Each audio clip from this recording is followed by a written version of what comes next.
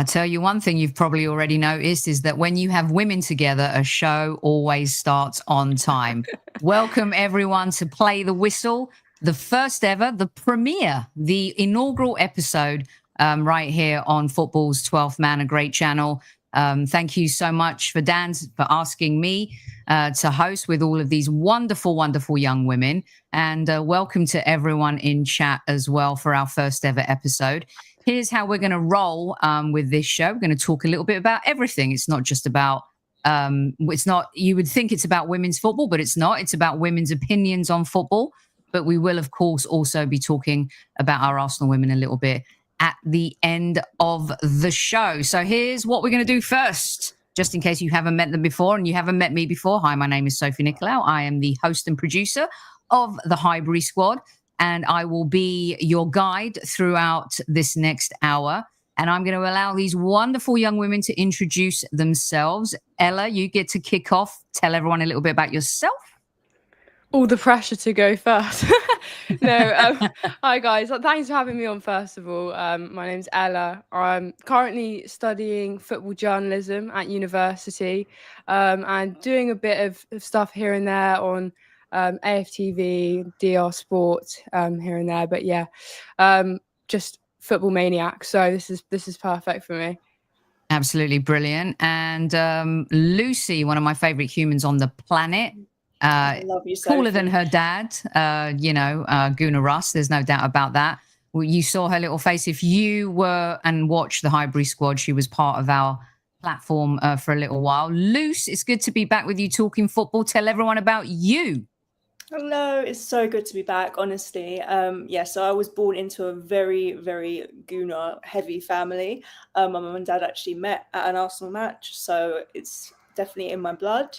And my other passion is tattooing, so I've kind of brought the two together. So I'm kind of the Arsenal tattoo artist in the community, and that's kind of the niche I'm trying to run with at the moment. But yeah, just thank you for having me, and I'm really excited to be back. Let me tell you something. You're playing it down. I don't know if you guys have seen Lucy's work, but at the end of the show, we're going to tell you where to follow everyone, and each of these women have their own individual brilliance and talent.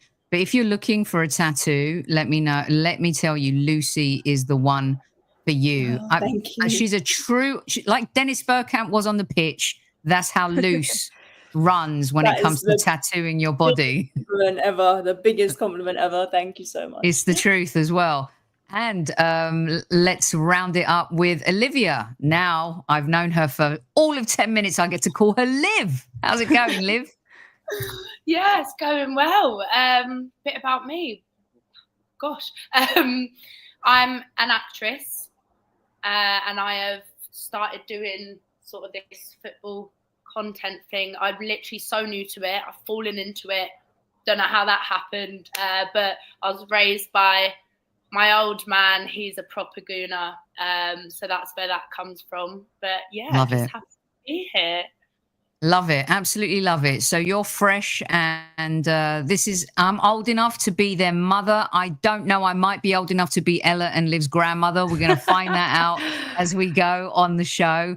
It is my pleasure to be here and be your guide. Over 300 of you in live chat. Please do hit the like button. It helps the show. And we have our moderators in the house. We got the mod mother herself, Miss Donna Potts. Welcome. I can't help but do the salute no matter what show I'm on. Tammy Steels is here, Ash as well. They'll be keeping their eyes and ears out on what's happening in the live chat, and Shatanya as well. All right, guys, it's been a busy summer already. I, for one, can't stand the transfer window. I'm over it already. But at least Arsenal are doing some business. Now, for some Arsenal fans, it's not enough business. For other Arsenal fans, it's better business than we've ever done in the last two windows. Luce, I'm going to start with you today. Madueke has been announced. Now, if there was ever a polarizing signing, I thought Kai Havertz was bad. But let me tell you, Kai's probably sipping pina coladas, right? Thinking, thanks a lot, Noni, for taking the bricks off my back. I've been behind this signing from the beginning, not so much because I wanted it, or I was happy with the money spent on him. But once you identify a player and he becomes a gunner, you got to put your might behind him and support him. I actually told Potsy off and Lee Judges and a lot of other podcasters for their insane reactions to this signing. Luce, what do you make of Madueke? I'm kind of excited to see what he's going to do. Do you know what it is? I think Arsenal supporters do suffer from a little bit of forgetfulness when it comes to the lack of squad rotation we've had in previous years. He's versatile, so even as backup, he's perfect. But as well as that, he can play on the left. He's two-footed and he goes at players, which is something that Martinelli and Trossard have been lacking recently. So I'm actually really interested to see how he's going to adapt to our style of play. Obviously, he's played a lot. He pairs up a lot with Nicholas Jackson. When it's in itself, like if you can make Nicholas Jackson look good, then I'm pretty sure you're going to do all right at Arsenal. Do you know what I mean? Especially if we do the business with who I'm sure we will talk about soon. But I'm excited for any new signing, and I think anyone bashing him should take a good look at themselves, because any discrepancy you want to have with how the money's being spent should never be focused on a player or on their social media accounts. So I'm not a huge fan of that. But all in all, any signing is a good signing, I think. Even if it comes from Chelsea, Luce, you're okay with that? Because I think if it's a right player, if you look at the players Man City have bought over us over the years, if you look at the players Chelsea have bought from Brighton over the years, I think it's the PTSD, like you said at the start. Sterling is the last one, so it's left a very bad taste in Gunners' mouths. But are you bothered by it? I don't think so much it's the actual player himself that people have a problem with. Like Madueke is a solid player. He's got a lot of potential. I think it's the timing of the player. It's like, why are we funding Chelsea's transfer window when we should be going after a striker? I think that was probably the issues that a lot of people had. As far as Arteta and his Chelsea fetish, I don't really know from that standpoint, but I'm not a huge fan of doing business with players in the top four that we're competing with. But when we've had such struggle with business with Europe over the past few years, and we've broken a lot of bridges and caused a lot of issues and negotiated our way into the ground, like sometimes again you can't really be too complacent. Yeah. I mean, some men like feet. Mikel Arteta likes Chelsea. What are we going to do about that? Ella, I'm going to swing it to you now. Madueke, you in, you out? What's your jive on Noni? Yeah. I mean, I think, like you said, it definitely has been an extremely polarizing transfer. I was vocal on AFTV in the sense that I didn't necessarily think he was the right player, but for me, what's followed on from that has been abysmal, and I'm definitely in the state of mind that once a player puts on the shirt, they have my full backing, no matter whether I kind of wanted them or didn't want them. He's an Arsenal player now, and I'm going to be supporting him through and through. But I think the thing that people potentially had an issue with was the price, and for me, that's where I look at it and think, have we potentially overpaid? I was hoping it might be more like 40 million than 50 million. And I think, like Lucy said, I think it's when you look at other transfers that you want to see going through before we kind of see a Madueke. But I think if the transfer window finishes on signing a couple more players that we have our eyes on, then I think there's nothing to say that that's not a good transfer. Yeah, I was saying this on my show the other day. You know, I'm in the film industry, so when you shoot a film, you never ever shoot the first scene first. Like the film, when it's shot, it's done in completely different order. And as much as Arsenal fans would love for the Gyokeres deal to be first, for those signings to come first, it just doesn't work that way. And I think we're going to talk about Gyokeres, and when you have maybe agents who want a lot of money involved, and Arsenal don't want to cave on stuff like that, which I get. We'll talk about that. But real quick before I swing it to Liv, Ella, with regards to Madueke, the fee, that's the tax you pay for an English player when you look at what Elanga has cost, and kind of the environment Madueke has been in. He's played in Europe. It's been challenging at the highest level. A lot of Arsenal fans saying we've paid that money. He's not going to be a backup. And then it's the same Arsenal fans that moan about Manchester City and the squad that they have. They had 100 million back up on the bench in Jack Grealish. You're absolutely right. right? So talk to me a little bit about that. And Lucy said starts on the right, starts on the left, but who cares if he's a backup or not at that price? Yeah, I mean, I think you're right, and he's 23 years old, so he's not peaked as a football player. I think Mikel Arteta's hoping that he peaks when he's wearing an Arsenal shirt, and so I suppose maybe that justifies the price tag a little bit more. And like you said, he's an England international. He showed what he can do at Chelsea and on an international level. But yeah, he's an extremely versatile player, and that's ultimately exactly what Arteta wants. He wants players that can be a really important asset to the squad, that can help us when we have those injuries and when we're looking for players to play on the left, on the right. He'll come through, and I think he'll perform. Yeah, and what I like, Liv, is that a player like Madueke, because he's versatile and he can play on the left, Martinelli needs competition. There's a lot of talk about from some fans whether they'd get rid of Martinelli if it means Rodrigo or Eze coming in, and we'll talk about that. But when it comes to, Madueke coming in, if he can play on the left, whether Trossard stays or not, if he goes to Saudi or Turkey, we'll see. But Martinelli, who has had, the 23-24 season was amazing, 24-25, not so great. A lot of Arsenal fans just want him to look up every now and again, pass the ball quicker, make better passes in that final third with his final decision-making. Is it not a good thing that he could also light a fire under Martinelli's arse? What say you, Liv? Absolutely. Yeah, I agree with that. I think we do have to realise Madueke is actually, he's all right on the left, but he's much better on the right. And so I don't think getting Madueke means that we shouldn't go for the Ezes and the Rodrigos. I think we still would need some competition in that position. But when it comes to Trossard, for me, it's keep one and sell one personally. Obviously, versatile. They all can play across the front three. But I think Madueke coming in definitely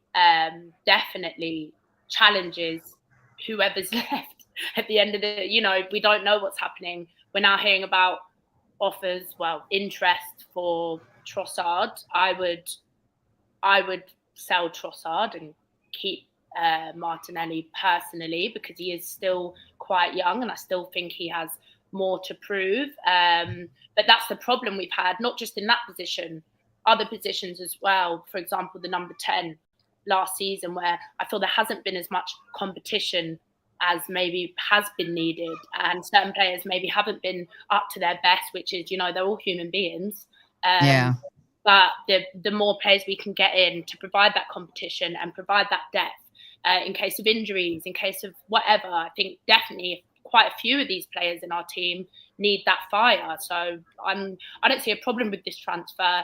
The price tag is, for me, a bit steep. And I think most of the criticism is probably fueled by the fact that our main issue is the number 9. And obviously we haven't got that over the line yet, transfer-wise. And so what you've got is a very reactive fan base that all love this club, obviously. But, a lot of people are fed up, and a lot of people have been taken to the last day in the transfer window and ended up with Stalin. And or we've been in January and we've been told we're going to get an Ollie Watkins, or we've not forked out the money for it. And so I think a lot of people are just fed up. And unfortunately, that's come back on Noni. But I think if you remove all of that, that's not a bad signing. I think it's a good signing. Yeah. Watch Garnacho be our last day signing this summer transfer window. I can see it. We must pray. I can see it. But you're right, Martin. What's really funny is Trossard was our most clinical finisher like the season before last. I really like Trossard off the bench. I think that he's a super sub and stars as a super sub. And I like his attitude. He gets really grumpy when he doesn't start. So when he comes off the bench, he's really lethal. But at that age, and if someone's offering you right now 20 million, I think you part with Trossard if you want to bring some of the others in. All right, we've teased enough, everyone. Let's talk about, of course, the biggest story, and that is Victor Gyokeres, who this is the best part of the transfer window, right? I love it. Arsenal fans are tracking planes, tracking hotels. I saw Detective him. Arsenal. The detectives are out, Lucy. They really are. It seems like a deal that is eventually going to come across the line. Ideally, it would have been great for him to be on board before we go to Singapore. You definitely want him in before the Manchester United game. A prolific goal scorer. I was listening today. I think it was Elliot from Arsenal Vision was talking about his pace and in terms of his speed off towards the ball and making a break, he's the fastest and he's got the most complete stats of any player in Europe, which I think bodes well for us. Are you having any PTSD on this? Do you fear there's going to be, and the whole thing's been a big PR spin all along, and we're actually not going in for Gyokeres because Kai Havertz is going to be our number 9 next season? Do you have faith that this deal's going to come through, Luce? All of the experts tell us it's just a matter of time before we hear that here you go. I mean, are we going to have another Madueke where we're looking at his luggage tags on his suitcases and looking at the background of the board, the check-in flights, or like, is it going to happen? I said to you, Sophie, when we first planned the show, and I was like, my mood will solidly depend on whether Gyokeres is signed, sealed, and delivered to Arsenal before the Asia tour, and he's not technically. I don't believe he was our first target in January. I don't believe it's been like that long of a struggle to get him in. I think the original plan obviously was Isak until Liverpool have now come for him. And now Newcastle have kind of changed up their motives a little bit with who they want to sign.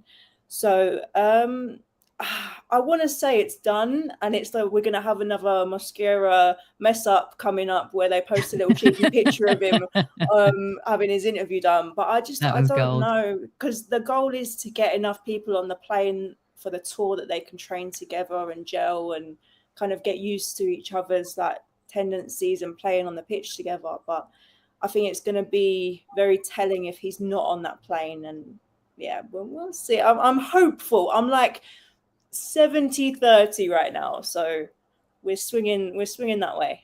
Okay, that's good. I like that the confidence has risen since the last time we exchanged WhatsApp messages. Ella, Gyokeres, for me, there's been a lot of noise about, does anyone remember Darwin Núñez? He was the guy in Portugal. I don't think you can compare apples to apples like that. Gyokeres does seem to have a different kind of X factor and is special. How many players come into the Premier League and were Liga players or Serie A players, players from South America, even MLS?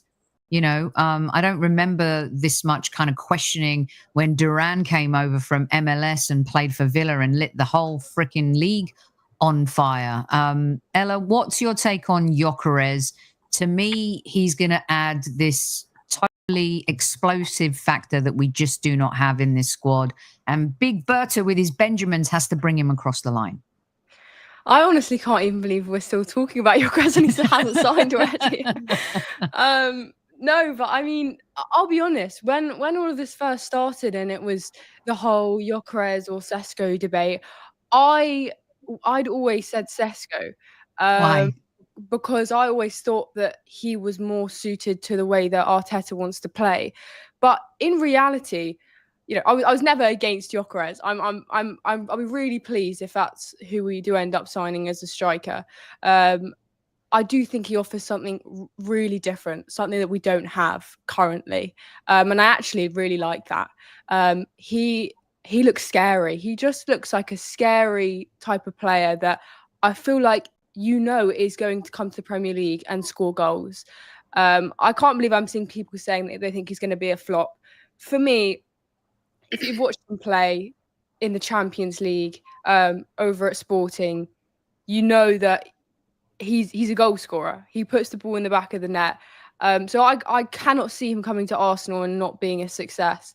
But yeah, it is crazy how long this has been going on. I don't really have a doubt that Arsenal won't get this done, because for me, I think, with everything that's being reported, it's really just the minor details, and I expect this to be done soon.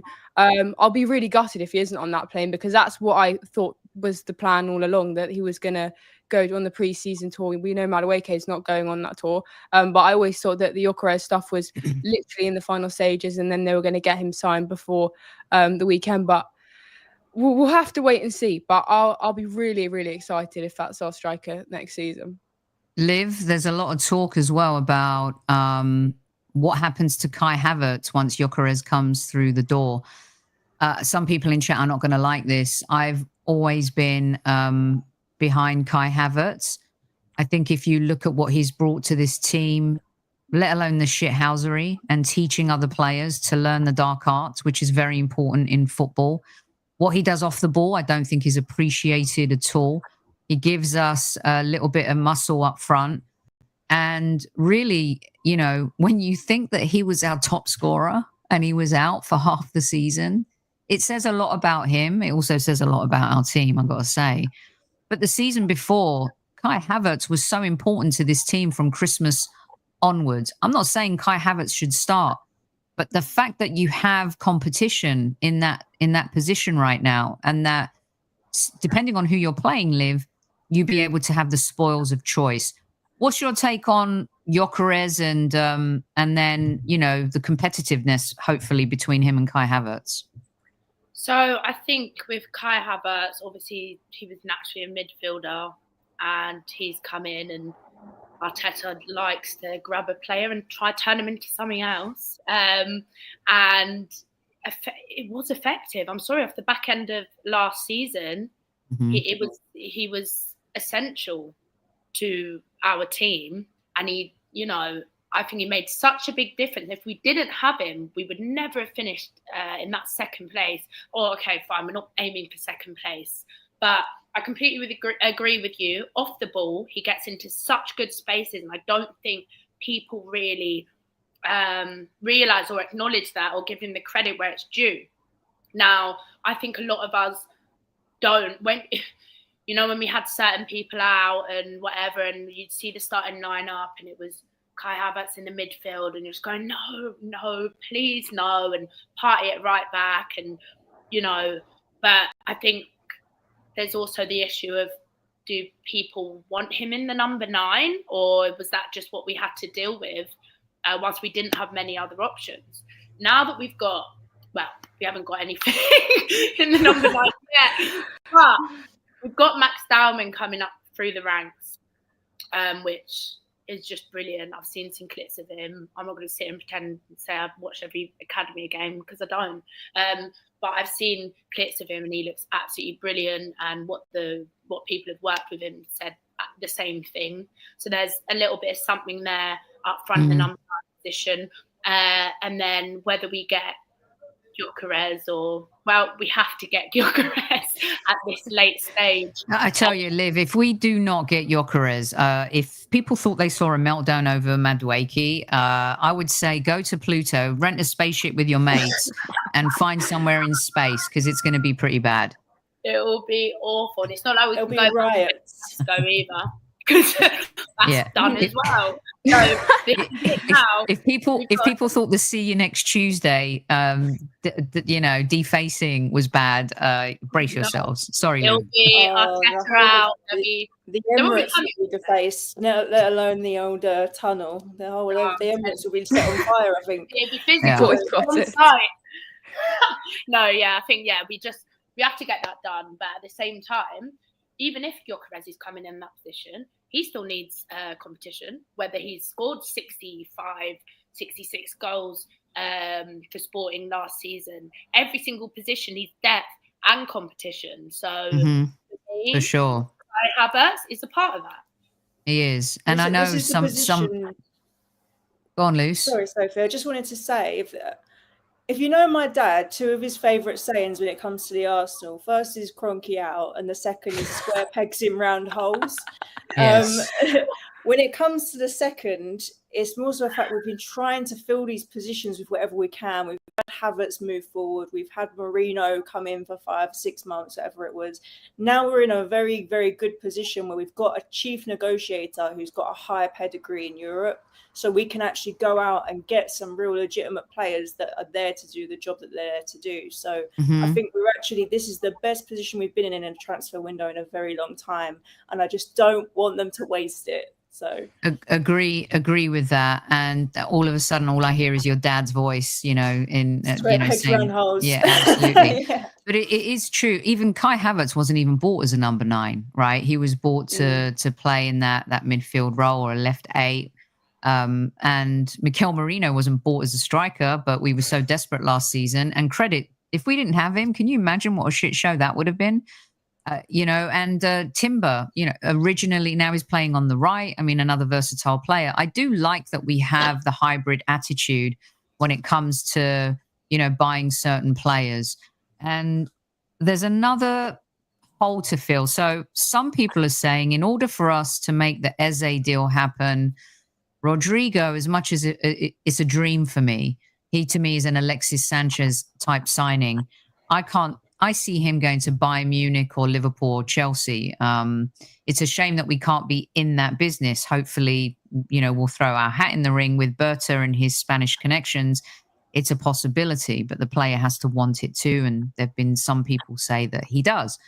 Eze comes with the Premier League experience, has risen to being one of the most exciting players in the league, and a little bit like Elise, who went to Bayern Munich. I think just so talented, and moving to a team like ours and playing with better players can be amazing. Another name that's come up in the last 24 hours is Xavi Simons. He came into the conversation at the beginning of the window, and it seems like he's in the conversation now. I think that was a loose throw out there by Fabrizio Romano. But anyway, loose. Rodrigo versus Eze. Xavi Simons will park for a minute, but you guys can talk about him if you want. A lot of fans say if Eze comes, it's the icing on the cake. It's the marquee signing of the summer. He will complete the team, provide competition for Odegaard, another versatile player that can, perform in various positions. What's your say, Luce? For me, Eze is higher on the list of priorities than Rodrigo would be. Like you say, Rodrigo would be the icing on the very beautiful cake, but when we look in terms of backup and versatility, Eze is probably, and experience as well, he's probably the more logical choice. Also, I do see there's prospect for Chelsea now using the Madueke money to go after Rodrigo. So that's going to obviously up the little spending money on him as well, because you've got a lot of competition going in for him. I think if we're being realistic, as Arsenal Football Club, will probably go for Eze, and I would be happy with that, to be honest with you. Yeah. What's interesting, guys, and Ella, I know that people say, we're just loading up Chelsea with money and we're helping them with their PSR. Has anyone seen what Chelsea have been doing and getting away with over the last few windows? Handing players 8-year and 10-year deals, like loopholes, buying hotels, selling this and selling that. I don't think they need any help from that, from us. And if they do end up with Rodrigo, so be it. Eze is a proven Premier League player. Rodrigo, before this season, was really sensational, especially in that Champions League run. He hasn't been used once. Well, he's been loosely, but he's been on the bench in the Club World Cup. Alonso, clearly he's persona non grata. Who would you pick? What do you think would be the icing on the cake for the Arsenal between the two? I've always said Eze, and I'm 100% going to stick with it. For me, I feel like there's something really to be said about Premier League proven players, and that's not to say that if Rodrigo came to the Premier League, he wouldn't absolutely smash it, because I think he's a top player. But I think we've seen Eze in the Premier League, and against all the top sides in the Premier League, I think he's a real big game player. For me, I think also, like we said, and you look at his versatility, and he might not really be a left winger, but he probably could play there quite well for Arsenal. But for me, it's about that kind of number 10 coverage. And we look at when Odegaard was out last season, that was such a big void. And Arteta chose not to really use Ethan Nwaneri in those games, which I personally think is a little bit shocking, because I actually think that's where Ethan Nwaneri will be positionally in the future. I think he'll be played more in midfield rather than on the wing. But yeah, I mean, we need that coverage. We cannot rely on Odegaard for an entire season. He will get injured. People will pick up injuries. And when you're playing as many games as Arsenal Football Club do, you need squad and you need class. So Eze would be the dream. Yeah, I mean, Rodrigo, Liv, Brazilian, Real Madrid. You could see why he's the shiny toy that fans want.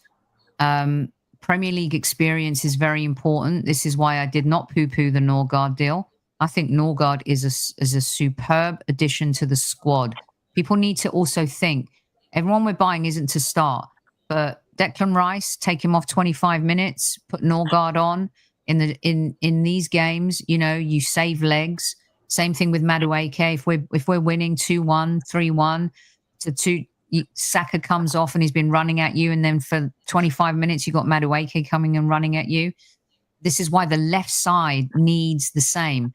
You got Saka on the left and Madueke, Saka on the right, Madueke on the left, or I think he will be playing on the left and providing competition to Martinelli. But what would your dream scenario be, Liv, with regards to that Rodrigo as a question? My preference is with Eze.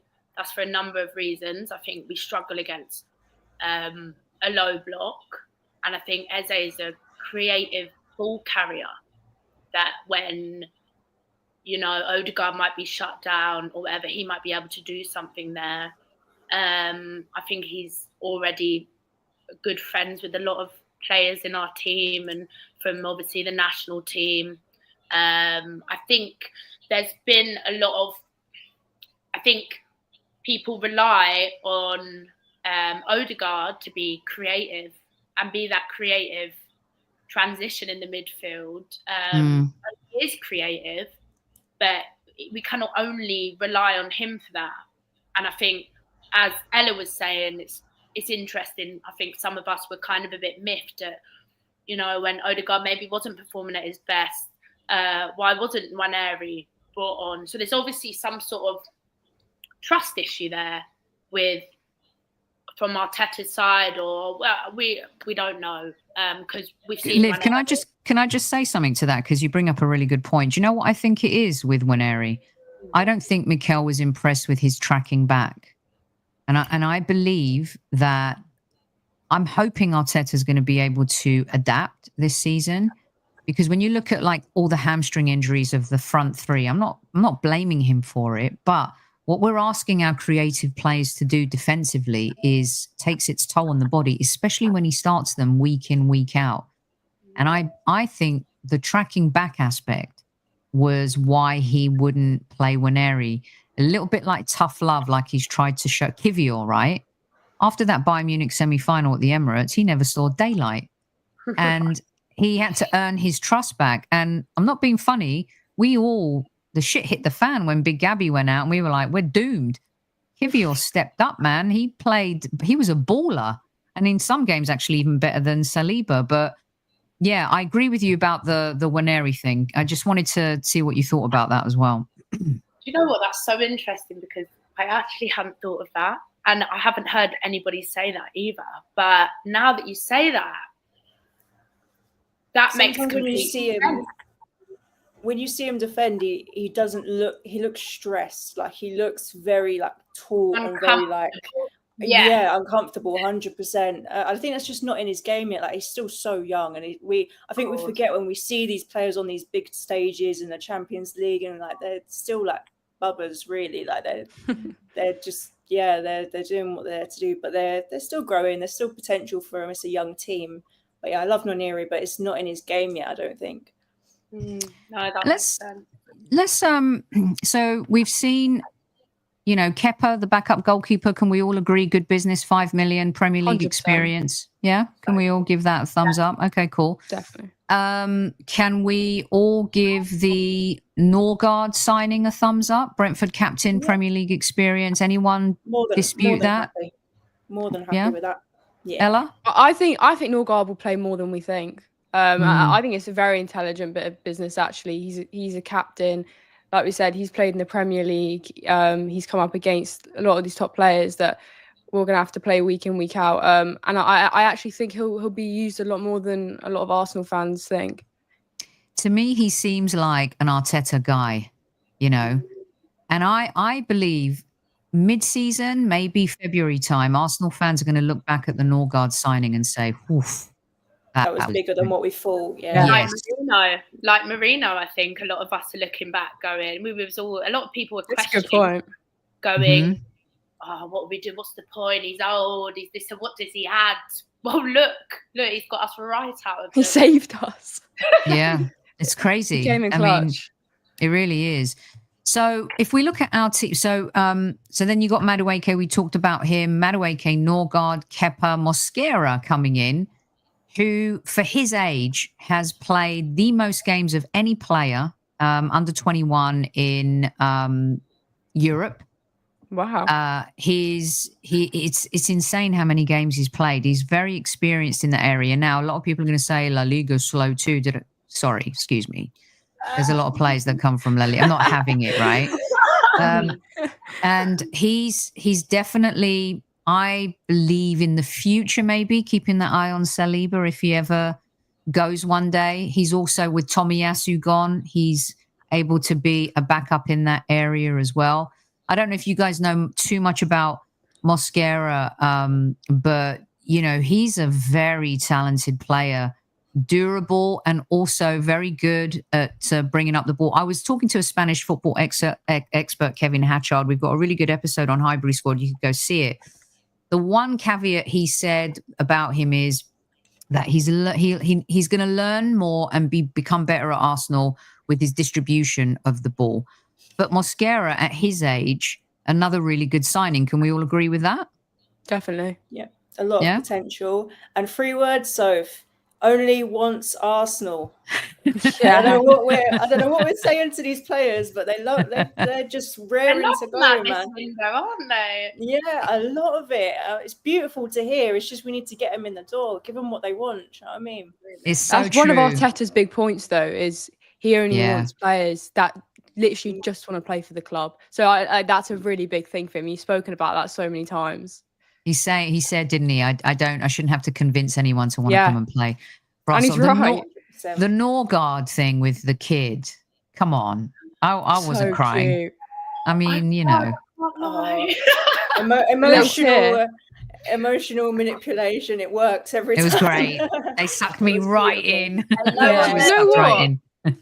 I think I was speaking about this with my dad, and I think he probably thought he was past the point of getting a really big move like this and being able to play in the Champions League. And I think for him, this must be such a surreal moment because now he's getting to play right at the top of Europe. Hopefully, we'll win some trophies in the coming years and the coming seasons. But I think, he was so emotional. It was crazy to see, but I genuinely think it's because he maybe didn't believe playing at Brentford that he was then going to get that move upwards towards the last part of his career. It's great. You know, this is why I was my plea with fans with Madueke is, you know, he's born in Barnet. He's a North London kid, right? And you can say what you want. These moments for these players are life-changing. Their dreams being fulfilled. And we literally, large portion of our fans just shit all over his dream to the point where I'm sure he just wanted to lay on his couch and watch really crap reality TV like Love Island and just forget about it. And Norgard, when you hear him talk and he's holding the shirt in the back of the cab, yeah, of course, there's PR from the club and all that. I'm in the PR business. I get it. But when you hear the authenticity in his voice, when he talks about putting the shirt on, he never thought it was going to be real, to play in the Champions League. This is a 31-year-old who's getting a shot at the big time, even though he's been in the big time Premier League as Brentford captain. And I think that sometimes we forget that these are humans fulfilling a dream, right? Like Lucy's tattoo business thriving and grown. Like, who would come and shit on that? Only a hater, right? Well, again, it's complacency though, because these players, like, they're not stupid. They know the history of the football club and the legends that we've brought up through this football club, and they're playing on the same stomping, well, not the same stomping ground, obviously, but in the same shirt, in the same kit, the same organisation, and they just want to share the love for the game as much as we do, and want to be a part of bringing that all back for us. So to see people go after them, it really, yeah, it's not what the club's about. Do you know what I mean? It's very classless. Yeah, I agree. Zubi Mendy, Liv, talk to me about Zubi Zoo. Are you excited? Yeah, I'm excited. I think. No, let me not go down there. I was gonna talk about Liv, name. Were you going to talk about Love Island? No, Sorry. No, I wish. So I think, do you know what it was? I think we've been waiting for him. It's apparently dead on confirmed from January, and that's not even the first time we heard about him being linked to us. It was a year ago now, and maybe even, am I right in saying the year before even, maybe? No, Liverpool. Liverpool was the year before. He turned down Liverpool. He had some interest from Bayern Munich. There was a last little, Alonso question from Real Madrid, and he chose, another one who chose Arsenal. He chose Arsenal, but I think, I don't know about the rest of you, but it was sort of, I feel like it was the club in January going, all right, we've not done anything, but let us just tell you now that don't worry, we're getting Zubimendi in this summer. Maybe that will keep us quiet a little bit about the lack of business in January when we really needed it. So we're going in now to this summer transfer window, expecting that to be probably the first thing we do. Let's just get that through the door. I'm aware that first little opening was primarily for those who are in the Club World Cup to do whatever last little bits of business they needed to do. But I think a lot of the fan base, and that adds to, I think, the frustration and the fact that he had to, and Noni's getting all of this and all of these players, is because we expected that to be done and dusted. You've been planning it. You said it's already done in January. Then you get this, then he comes out, so many talking about, you have to pay under Javi Alonso or something like that. And then you're starting to freak out and you're going, oh my God, is he even coming? But we did it, and I'm excited. It looks great in the shirt, and I think it is a great addition. And we've also lost, obviously, in that number 8 position. We are obviously lacking there. So I think, it's a perfect fit. And I think it'd be great. Ella, I'm really excited about Zubimendi and the progressive passing and how he likes to move the ball forward. We lived for many years with Xhaka's passway, sideways signing, and everyone forgot. His last season, he lit it up, but a few seasons before that, it was like, just pass the ball forward. As good as Thomas Partey was at progressing the ball and breaking those lines, still sideways. We're going to see I think we're going to see the Declan Rice that was in the Real Madrid legs, because this is going to unlock Declan. And I think we're going to see Declan have I'm calling it now, he's going to have a player of the season type season with Zubimendi by his side. Touch wood, everyone stays fit. And also Odegaard could prosper with Zubi coming in. The tempo, controlling that midfield, being able to control games. Jorginho, we saw him destroy England. We saw him dominate in the Champions League. A very underrated £12 million signing from Chelsea that worked out. And also Zubi comes as a winner. Coming into a Euro game to replace the best player in the world and perform like that was amazing. Ella, what say you about Zubi? Yeah, I mean, I was super, super excited when we first heard about it in January. It's ridiculous because when we finally got the announcement, I'm sure I've seen him in an Arsenal shirt before because it's been so long. Like, surely we've seen him here before. But no, finally, then we get the announcement in the summer. And for me, he's he's an amazing player, and I think he'll slot in perfectly. And like you said, I'm really excited to see Declan kind of getting released further up the pitch. I think you're right, and I think that's where Declan Rice thrives. Someone's trying to book a tattoo, Ella. Sorry about that. I apologise. I do apologise. Sorry. No, but I think we know that Declan has got more goals and more assists in his locker, and I think Zubimendi is super exciting. I mean, we're just rebuilding Real Sociedad at this point. Yeah, we are. I mean, he was with Martin Odegaard for just 3 months, but the relationship, and people also underestimate the relationship between players and comfortability coming into a new country, a new setup, right? He's got his mate Mikel Merino. Let's do this shoot. I was going to say something bad there. You bitch That's good shitty tack. I mean, it was all coming out. I don't know what I'm saying. All right, let's do this from Shaitanya. Signing top players is one thing, but we also need to tie up our best players to long-term contracts. Hardly any update on Saka and Saliba's contract. Right, Liv, I'm going to swing this one to you first. So I've heard, and we had Sami Mokbel on the show, formerly of the Daily Mail, now the BBC, and I spoke to him about Saliba, and he said that as far as he was aware, the talks are very positive, but not enough to get to the edge for him to write an article about it. But I've heard from another source too that talks are going well. 100% agree with the super chat here.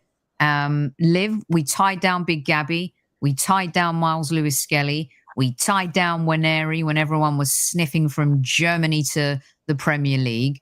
Saliba and Saka, probably two of the most important. Yeah, I think with Saka, I'm not worried about that at all. He is Arsenal through and through. He's a Highland boy. He's not going anywhere. I don't know what it would take that boy to leave this club. I don't think that's a possibility, really. However, Saliba.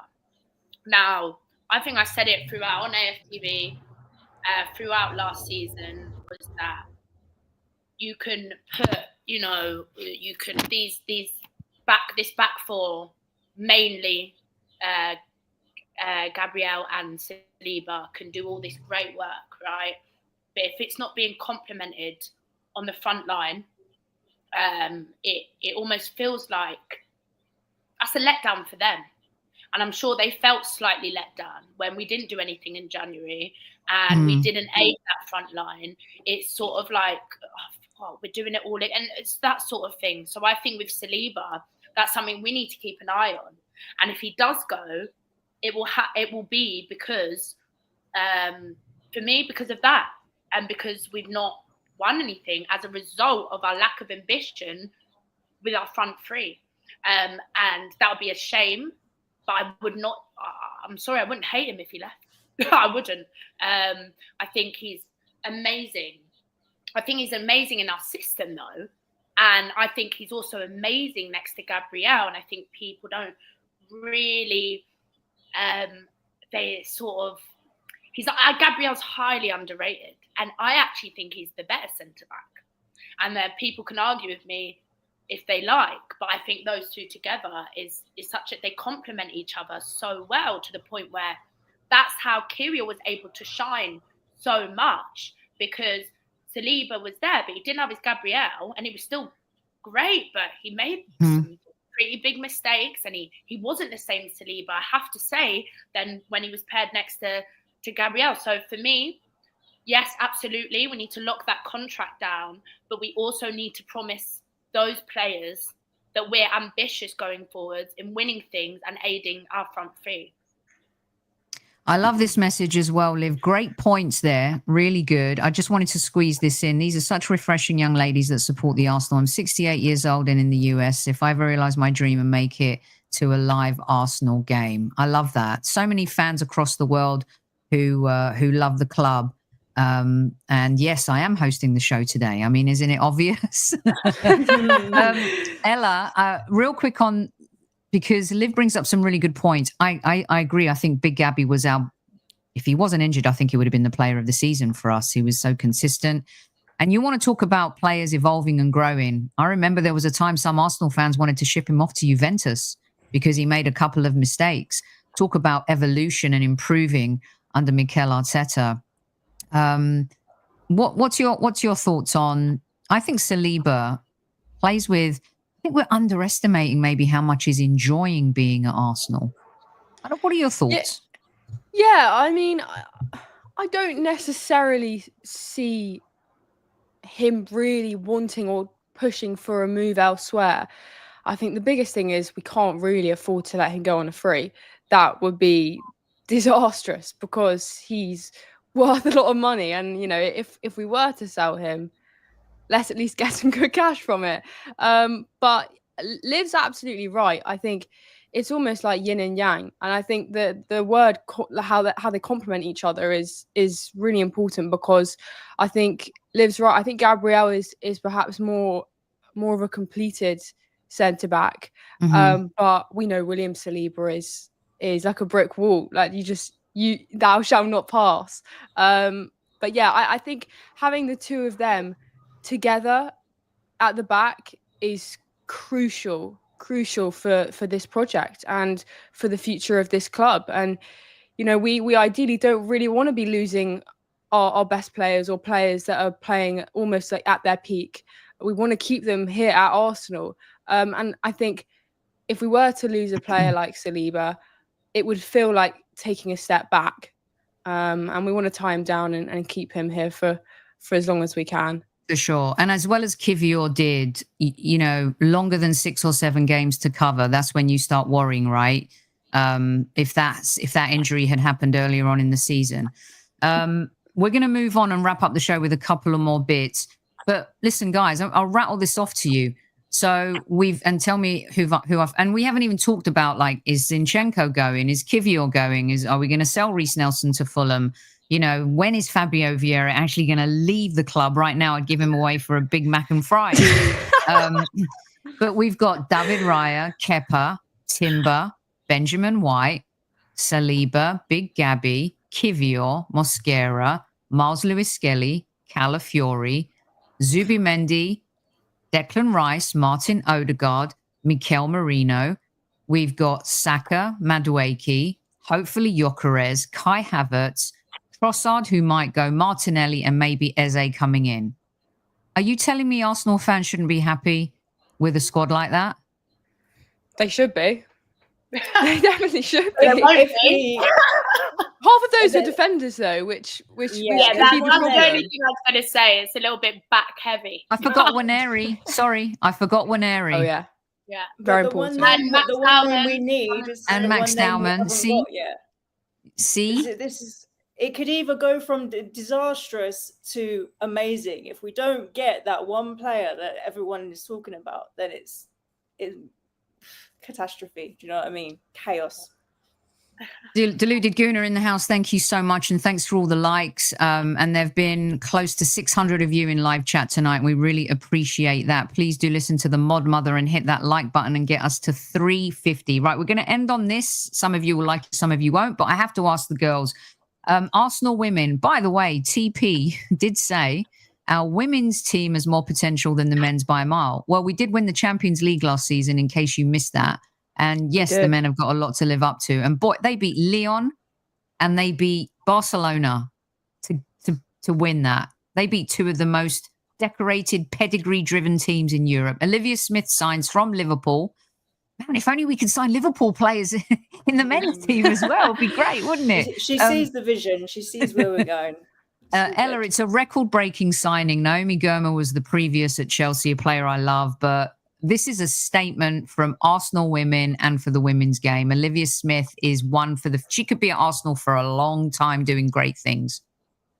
Definitely. It's such a huge statement of intent from the club, and it makes me so proud to support the club, because you look at the women's team and how much it's thriving and how much they're trying to invest in its success. Like you said, Champions League winners, having to beat the best teams to get there. But yeah, I mean, we have an incredible side, but you know, there are a few players that are getting on a bit, and to have such a youthful player for the future like Olivia Smith, and to shatter that record transfer fee is it's unbelievable. But I mean, isn't it just crazy that you look at it and it's £1 million is the record transfer fee in the women's game, and I know you shouldn't compare, but you look at the men and they're just 100 million here, 100 million there. It's crazy, but the progress we're seeing in the women's game and the money that's being invested in it is super important. And Olivia Smith is such an exciting young player, and she'll absolutely thrive. You saw how much she wanted to be at Arsenal, and it's the club to be at for all of these girls. Well said, brilliant. And Slims FC saying, I'm only showing positive comments, not other opinions if they say anything against Arteta or the club.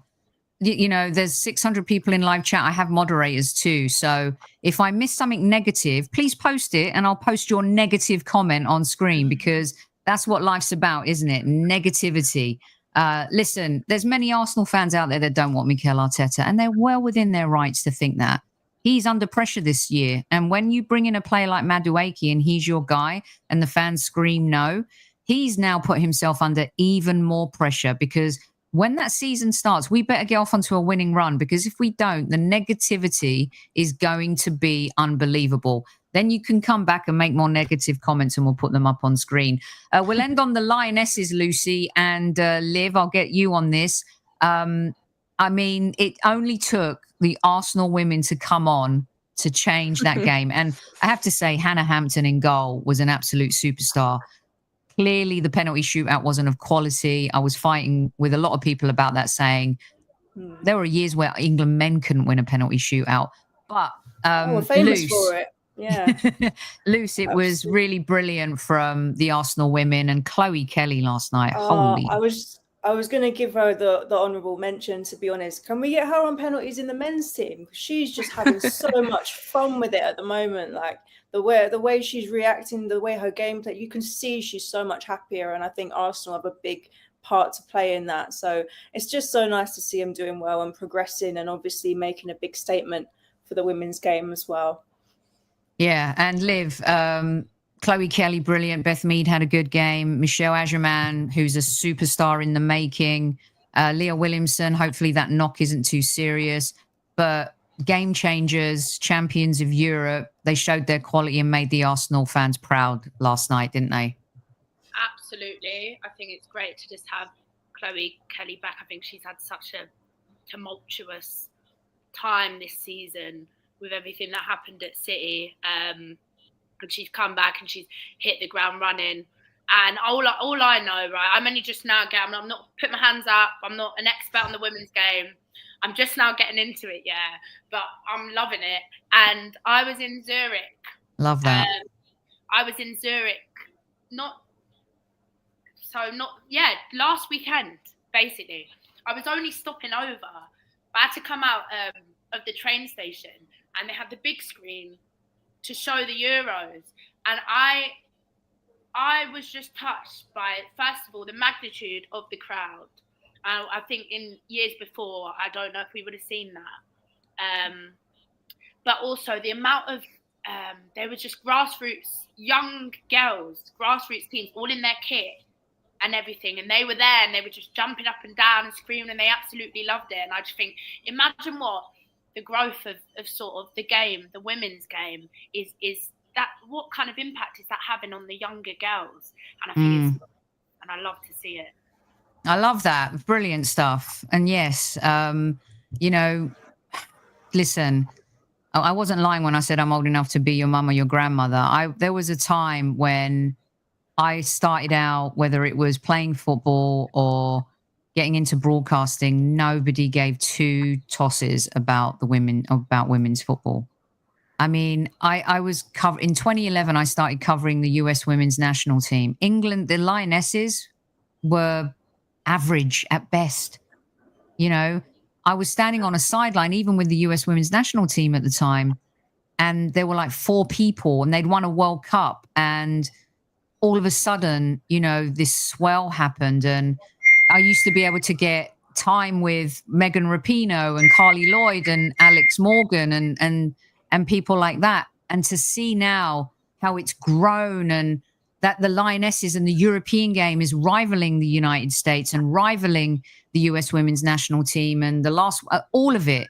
Let me tell you, if you're a young girl in broadcasting or playing in today's game, you are very lucky because the opportunities are incredible. And I love to see it. And I love that it doesn't have to be as tough to find a game, to find a club, to give yourself a chance, to build your own platform, to be able to talk about football. Because when I was coming up, none of that was available. And it was a totally male-dominated environment. And to see all these women thriving is really quite a beautiful thing. Right. That's all we got time for today.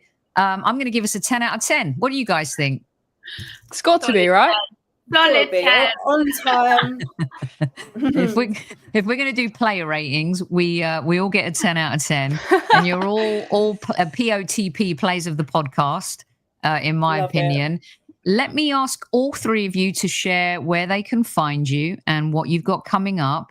And I moved you to the right there, if in case anyone was wondering, because I was putting comments up and you know, we had to see you. So yeah, we had to see you. So Newman, who's a notorious live chatter, gives everyone a 10 and me a 9.3, which is brilliant. Oh, that's a bit harsh, I think. And Liv's getting a 10 out of 10 right here. Tammy's giving everyone a 10. Kevin is saying he loved the show. Everyone's loving the show. 10 out of 10 from Shaitanya as well. Highbury's local Badgers, proud of the girls. So yes, Ella, where can everyone find you? I'll keep the 10s coming. Amazing. On Instagram, my @ was up. It's Ella_Smetana. And then on TikTok, I produce some football content from time to time. Ella Talks Footy.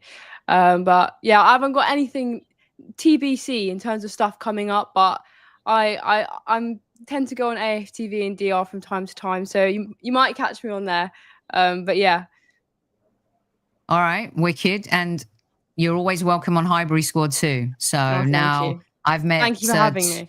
I know Lucy, but, you know, knowing two more epic voices, not that I'm going to steal you from Dan because, you know, but you can make that happen. Liv, let everyone know where they can find you. Well, I don't actually make my own content. Again, I've just fallen into this, but I'm absolutely loving it. I have just started my own channel. It's Liv Talks Football on YouTube, but there's nothing on there yet. But if you want to give it a follow, and I'm sure in the next coming weeks, I'll get something on there. But yeah, Olivia M. Simpson on Instagram, and yeah, sometimes on AFTV. Brilliant stuff. Brilliant. Excellent. And you know what? When I first started out, I used to get like 10 people listening, 5, but you just keep going, you keep grinding, you come and guest on great shows like Football's 12th Man, and Dan, who's been passionate about giving a platform to have a women's show on his channel. We're talking about it for a while. And people can say what they want about my Potsy, but you know, he'll say what he thinks and he has his opinions. And, you know, most of his guests I don't agree with and I want to throw a brick at the screen when I'm watching the show. But Potsy will give everyone a chance. And that's the man that I know. And people can say what they want about him, but he really does. He doesn't care how many views you have. If you've got a good voice and, you know, he was there himself as well, just like me.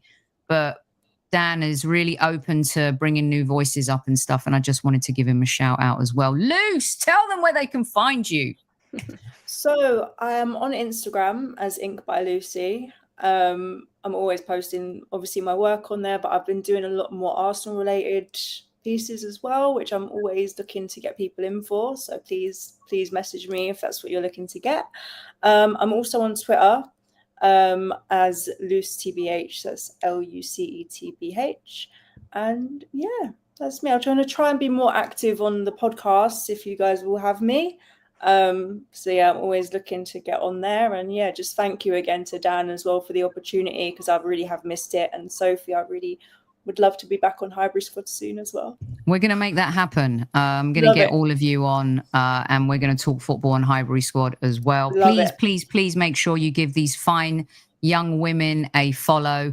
We really appreciate you. Hit the like button on the way out. It doesn't cost anything. Make sure you tune into Football's 12th Man. Dan will be back live tomorrow with a couple of shows. Thanks to all the moderators in the house. They get a 10 out of 10, led, of course, by the mod mother herself, Mrs. Potts. And, you know, thank you. We appreciate you. Thanks, girls. You did an amazing job for episode number 1. We'll see you in a few weeks for episode number 2 of Play the Whistle. For now, please go follow everyone, and we will see you soon. Take care, everyone. And I can't help myself, but I've got to do the salute at ease. Don't forget to tell your loved ones you love them.